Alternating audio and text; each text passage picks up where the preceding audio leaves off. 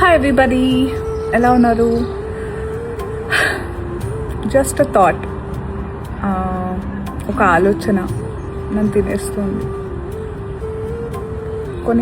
ఒక 3 years నుంచి. మీలో చాలామందికి తెలిసి ఉంటుంది, మా నాన్నగారు we lost him 3 years back. And అమ్మ చాలా అందంగా ఉంటుంది. మంచి డ్రెస్సెస్ అప్, మంచిగా బొట్టు కింద బొట్టు పెట్టి కాటుకు పెట్టుకుని, మంచి రంగు గాజులు, గజ్జలు. her feet used to look beautiful. And then there's been a change in her life. అంటే నాన్నగారు మమ్మల్ని వదిలి వెళ్ళిపోయారు. అండ్ దెన్ 10 మంది 10 మాటలు చెప్తారు, అది ఇది. Those times are difficult. I'm sure చాలామంది ఎక్స్పీరియన్స్ చేస్తుంటారు, ఎస్పెషలీ డాటర్స్ నాతో రిలేట్ అవ్వచ్చు. నన్ను తినేస్తున్న ఆలోచన ఏంటంటే, మనకి బొట్టు, కాటుక, గాజులు, గజ్జలు ఇవన్నీ అమ్మ పెట్టింది కదా. అంటే మా అమ్మకి మా అమ్మమ్మ, నాకు మా అమ్మ. How is it related to like nail polish పెట్టడం, గోరింటాకు పెట్టడం, ఇవన్నీ పెళ్ళి కాకముందు మన అమ్మలు అమ్మమ్మలు మనకి ఇంట్రడ్యూస్ చేసినవి. దాన్ని పెళ్ళితో లింక్ పెట్టి, ఇఫ్ ఎనీథింగ్ అమ్మమ్మ చనిపోయినప్పుడు కదా అమ్మ ఇవన్నీ ఒకవేళ వదిలేసుకోవాలి అనుకుంటే చేసేది. How are they linking it to husband? And isn't it someone's personal choice? I'm just thinking out loud. నేను ఎవరిని ఛాలెంజ్ చేయట్లేదు, ఇది ఎవరికి వ్యతిరేకంగా కూడా మాట్లాడట్లేదు. జస్ట్ నాకు డౌట్ వచ్చింది.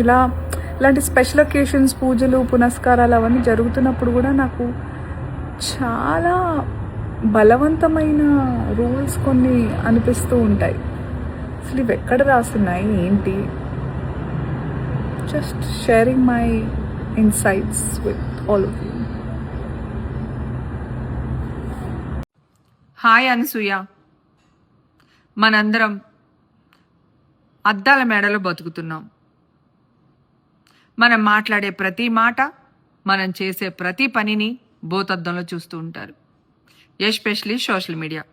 ఈ విషయం నీకు తెలియంది కాదు. ఎందుకో అప్పుడప్పుడు స్లిప్ అవుతూ ఉంటాం.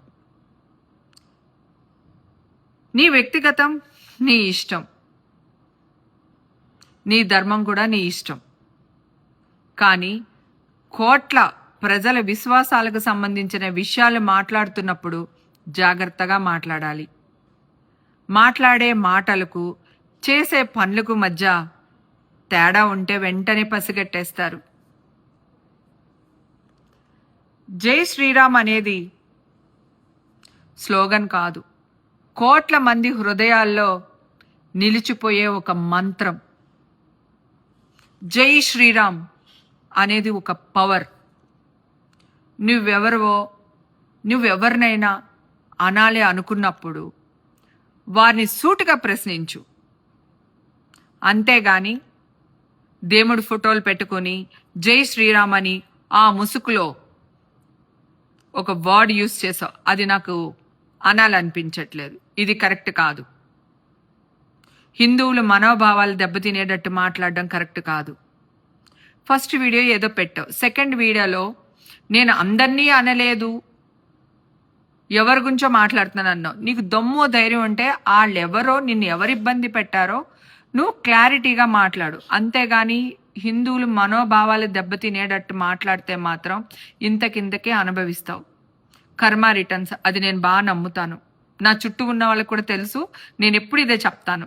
మనం ఒకరి గురించి మాట్లాడితే కర్మ 10 మనకు వస్తుందని చెప్తాను. సో నీ విషయంలో కూడా అదే జరుగుతుంది, జాగ్రత్త. భగవంతుడు నీకు చాలా ఇచ్చాడు, తెలుగు ఇండస్ట్రీ నీకు చాలా ఇచ్చింది, తెలుగు అభిమానులు నిన్ను అందలాలకి ఎక్కిచ్చారు. దయచేసి వాళ్ళ గురించి మాట్లాడేటప్పుడు 1కి 2 సార్లు ఆలోచించుకో. Thank you.